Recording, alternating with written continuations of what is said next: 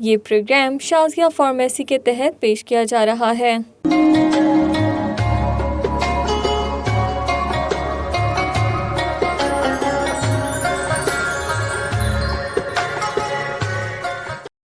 اعوذ باللہ من الشیطان الرجیم، بسم اللہ الرحمن الرحیم۔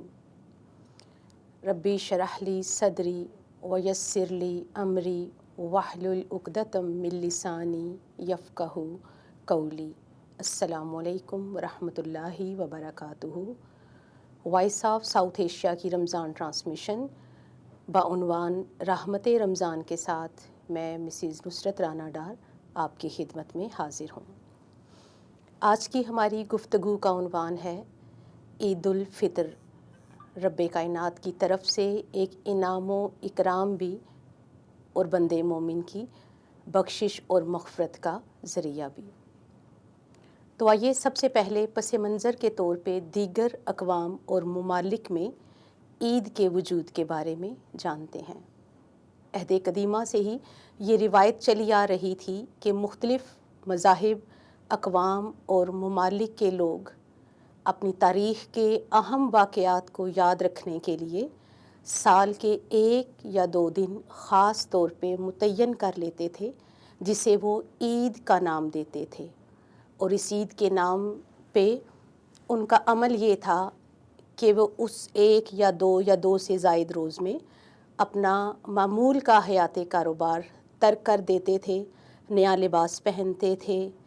طرح طرح کے پکوان بنتے تھے، آپس میں میل جول ہوتا تھا، اور ایک قدر مشترک یہ تھی ان تمام ممالک میں کہ وہ کسی ایک خاص مرکزی جگہ پہ مجتمع ہوتے اور وہاں پہ مختلف تقریبات کا انعقاد کیا جاتا۔ اس کے علاوہ وہ اس موقع پہ اپنی حیثیت اور اپنی شان اور وقار کا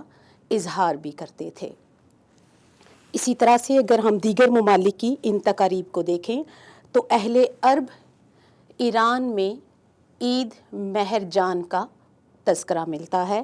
اسی طرح سے انہوں نے یہ دن اپنے بادشاہ کی عظیم تاریخی فتح کے طور پہ منانے کا اعلان کیا تھا۔ کلام مجید کو ملاحظہ کریں تو اس میں سیدنا موسیٰ علیہ السلام کی قوم کا ذکر ملتا ہے کہ جب قوم بنی اسرائیل کو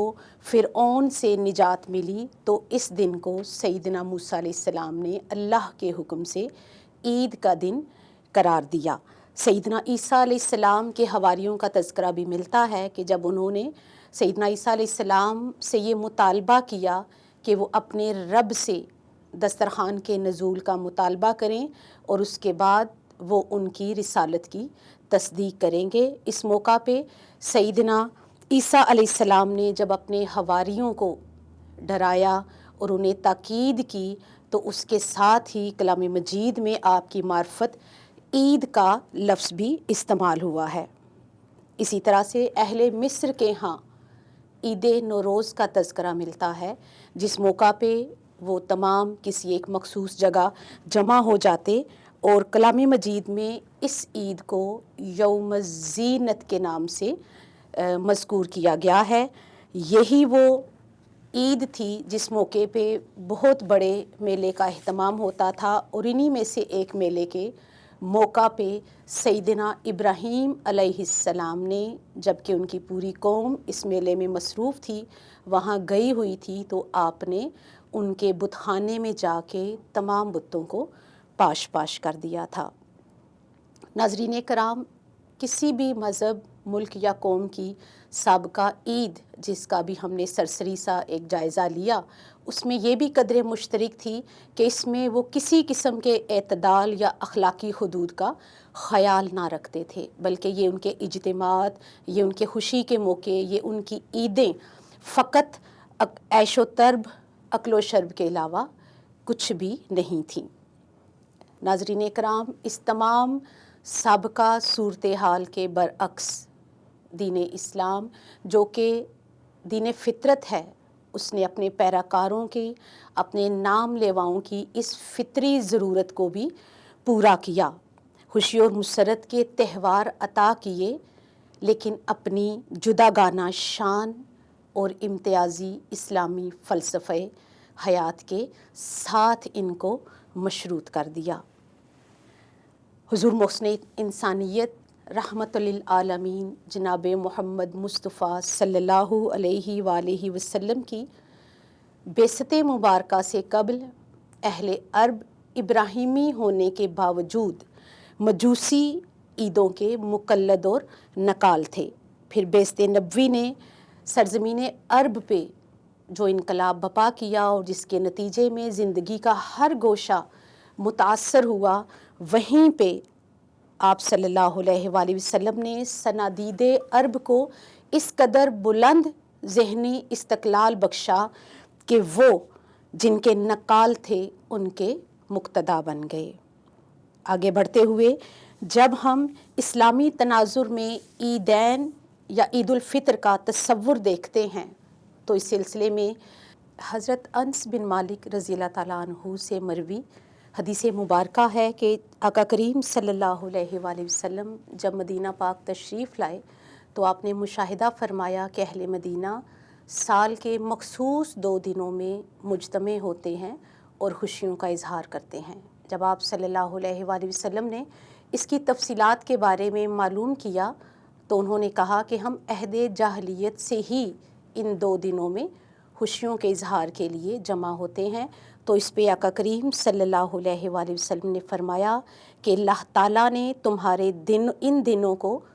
2 بہترین دنوں میں تبدیل کر دیا ہے۔ اس سے آپ کی مراد عید الفطر اور عید الاضحیٰ تھی۔ حضرت عبداللہ بن ابن عباس کی روایت ہے جس میں آقا کریم صلی اللہ علیہ وآلہ وسلم نے فرمایا کہ جب عید الفطر کی رات آتی ہے تو اسے لیلۃ الجائزہ یعنی انعام کی رات سے پکارا جاتا ہے، اور اس رات اللہ رب العزت اپنے معصوم فرشتوں کو تمام شہروں میں بھیجتا ہے۔ چنانچہ یہ فرشتے، یہ ملائکہ زمین میں اتر کے تمام گلیوں اور راہوں کے سروں پہ کھڑے ہو جاتے ہیں اور یوں ندا دیتے ہیں کہ جس صدا کو جنات اور انسانوں کے سوا تمام مخلوق سن سکتی ہے۔ اے امت محمد صلی اللہ علیہ وآلہ وسلم، اپنے رب کریم کی بارگاہ کی طرف چلو جو سب سے زیادہ عطا کرنے والا ہے اور سب سے زیادہ گناہوں کو معاف فرمانے والا ہے۔ پھر رب کائنات اپنے بندوں سے یوں مخاطب ہوتا ہے، اے میرے بندو، مانگو مجھ سے کیا مانگتے ہو۔ مجھے اپنے عزت و جلال کی قسم، آج تم عید کے اجتماع میں مجھ سے اپنی آخرت کے بارے میں سوال کرو گے تو میں اسے پورا کروں گا، اور اگر دنیا کے بارے میں کوئی سوال کرو گے تو میں تمہاری بھلائی کی طرف نظر فرماؤں گا، اور میری عزت کی قسم جب تک تم میرا لحاظ کرو گے میں تمہارے عیبوں کی پردہ پوشی کروں گا، تمہیں حد سے بڑھ جانے والوں یعنی مجرموں میں شامل نہیں کروں گا۔ پس اپنے گھروں کی طرف مغفرت یافتہ ہو کے لوٹ جاؤ، اے بندے مومن، میں تم سے راضی ہو گیا اور تم مجھ سے راضی ہو گئے۔ حاضرین مکرم، کتنے خوش بخت ہیں وہ اہل ایمان کہ جنہیں اللہ رب العزت نے ان کی ناپائیدار اور فانی زندگی میں ماہ رمضان کریم تو نصیب فرمایا، لیکن وہ اس کا حق ادا کرنے والوں میں بھی شامل رہے۔ انہوں نے حقیقت روزہ کو بھی پایا اور صورت روزہ پہ بھی کوشش کرتے رہے، اس لیے کہ یہ وہ ماہ صیام ہے کہ جو خوش نصیب اپنے اوقات کو اپنی عبادات سے منور کرنے میں لگے رہتے ہیں اور کامیاب رہتے ہیں، تو اللہ رب العزت اس ماہ صیام کے اختتام پہ اور صبح عید الفطر انہیں بخشش اور مغفرت کے پروانے جاری کرتے ہیں۔ انہیں رب کی بارگاہ سے خاص انعام جاری ہوتا ہے جسے ایک حدیث مبارکہ میں اجرت اور مزدوری کے نام سے یاد کیا گیا ہے۔ اب آئیے عید الفطر کے موقع پہ آقا کریم صلی اللہ علیہ وآلہ وسلم کے کیا معمولات رہتے تھے اس پہ نظر دوڑاتے ہیں۔ حضرت حسن بن علی سے مروی ہے کہ حضور سرور کائنات صلی اللہ علیہ وآلہ وسلم ہمیں عید کے روز خوشبو لگانے کا حکم فرماتے اور عمدہ لباس پہننے کی ताकीद फरमाते। दीगर बहुत सी अहादीस मुबारका से मामूलात नबवी सल्लल्लाहु अलैहि वसल्लम से मुतल्लिक जो बातें हमारे सामने आती हैं उन पे एक नज़र दौड़ाते हैं। सबसे पहले ये कि आप सल्लल्लाहु अलैहि वसल्लम ईद के रोज़ गुस्ल फरमाते, मिसवाक करते और सुबह सवेरे उठ के ईद की तैयारियों में मसरूफ़ हो जाते थे। नमाज ईद उल फ़ितर से पहले आप सदक़े फ़ितर को अदा फरमाते थे, पैदल चल के ईदगाह जाते थे और जाते हुए एक रास्ते का इंतखाब फरमाते और वापसी पे किसी दूसरे रास्ते से घर को वापस लौटते थे। इसी तरह से रिवायात में है कि जब आप सल्लल्लाहु अलैहि वसल्लम नमाज ईद उल फ़ितर के लिए तशरीफ़ लेकर जाते तो इससे पहले आपका मामूल था कि नमाज से पहले आप ताक अदाद में खजूरें, छवारे या कोई भी मीठी ईद तनावुल फरमाते थे। ईद के मौका पे नया लिबास पहनते वगरना पुराना धुला हुआ उजला लिबास पहन लेते थे। नमाज ईद की तरफ जाते हुए तकबीरात फरमाते थे और रिवायात में है कि ईद उल अज़हा के मौके पे आप आवाज़ बुलंद तकबीरात फरमाते और ईद उल फ़ितर के मौके पे कदरे आहिस्ता आवाज़ के साथ तकबीरात को बुलंद फरमाते थे। फिर इसी तरह से ईद उल फ़ितर का खुतबा सुनना भी सुन्नत मुस्तफ़ा सल्लल्लाहु अलैहि वसल्लम है जो कि नमाज के बाद दिया जाता है। रिवायात में है कि जब आप सल्लल्लाहु अलैहि वसल्लम नमाज ईद की अदायगी के लिए ईदगाह की तरफ तशरीफ़ लेकर जाते तो आप से आगे एक सहाबी अपने हाथ में नेज़ा लिए हुए आगे आगे चल रहा होता था और जब आप सल्लल्लाहु अलैहि वसल्लम ईदगाह पहुंच जाते तो वहाँ वो सहाबी रसूल सल्लल्लाहु अलैहि वसल्लम रुक के जहाँ आपने नमाज ईद अदा करनी होती थी वहाँ सुतरा के तौर पे उस नेज़े को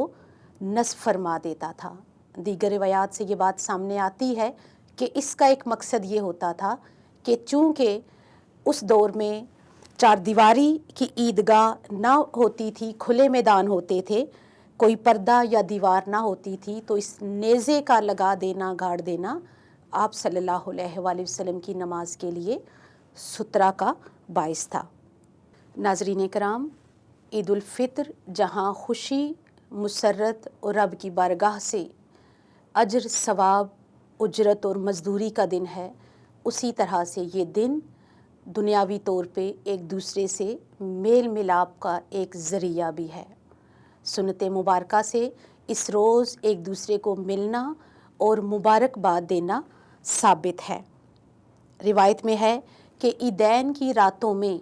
जो बंदे मोमिन इबादत करता है, क़यामुल लैल करता है, ये उसके लिए बाइसे सवाब अमल है।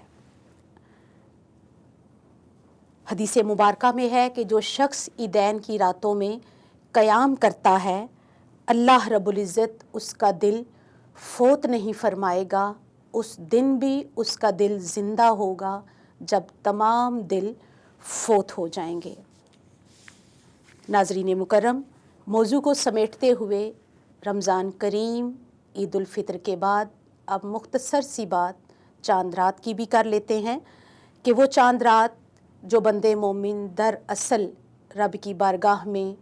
तमाम रोज़ों को रखने के बाद, इबादत और रियाज़त के बाद, तक़वा व तहारत के हसूल के बाद जब चांद रात को पहुँचता है तो हमारा अमूमी मुआशरती रवैया, तर्ज़ अमल ये होता है कि हम उस तमाम रमज़ान के दौरान किए गए नेक अमाल को शायद कमा हक़्क़हू रब की बारगाह से उसका अजर लेने में कामयाब नहीं होते। वो रात जो रब की बारगाह में हुजूरी और उसको मनाने की आखिरी रात होती है, अफ़सोस का मुकाम है कि हम वो रात बाज़ार में गुल गुपाड़ों में सर्फ कर देते हैं। इसी ज़िमन में हुज़ूर पुरनूर सल्लल्लाहु अलैहि वसल्लम की ये हदीस मुबारका हम सब के लिए बहुत अहम है कि जिसमें आपने फ़रमाया कि रमज़ानुल मुबारक की आखिरी रात उम्मत मुहम्मदिया सल्लल्लाहु अलैहि वसल्लम की मग़फ़िरत कर दी जाती है। सहाबा कराम ने पूछा कि क्या वो लैलतुल क़द्र है? तो आपने फ़रमाया کہ نہیں وہ لیلۃ الجائزہ یعنی انعام کی رات ہے، وہ کام کرنے والے کو مزدوری دینے کی رات ہے کہ مزدوری اس وقت دی جاتی ہے جب وہ کام پورا کر لیتا ہے، اور وہ آخری شب رمضان ہوتا ہے، لہٰذا بندے مومن کی بخشش ہو جاتی ہے۔ تو ناظرین کرام، یقیناً اس امر پہ مجھ سمیت ہم سب کو اپنا جائزہ لینے کی ضرورت ہے، اور پیغام یہی ہے آپ سب کے لیے کہ آئیے رمضان کریم کا حق ادا کرنے کی بھی کوشش میں لگے رہیں، اور بالخصوص یہ عید مسرت فقط ہمارے لیے عیدوں کا پیغام نہیں، بلکہ ہمارے گرد و نواح میں موجود کوئی بھی پریشان حال ہے، مفلوق الحال ہے، کوئی یتیم ہے، مسکین ہے، سفید پوش ہے، تو یقیناً یہ عید ان سب کو بھی اپنے ساتھ خوشیوں میں یاد رکھنے اور شامل کرنے کا نام ہے۔ اللہ رب العزت ہم سب کے حال پہ لطف و کرم فرمائے، ہمیں عید کی خوشیاں نصیب فرمائے، اور عید کی خوشیاں حقیقی خوشیاں تبھی بنیں گی جب ہم اپنے ساتھ دوسروں کو اس میں شامل کریں گے، دلوں کی دوریوں کو مٹائیں گے، نفرتوں کو قربان کریں گے، اور اللہ رب العزت کے حکم کے مطابق ایک دوسرے کے ساتھ اپنا دل صاف ستھرا اور اجلا رکھیں گے۔ وما علیہ الا البلاغ۔ السلام علیکم ورحمۃ اللہ وبرکاتہ۔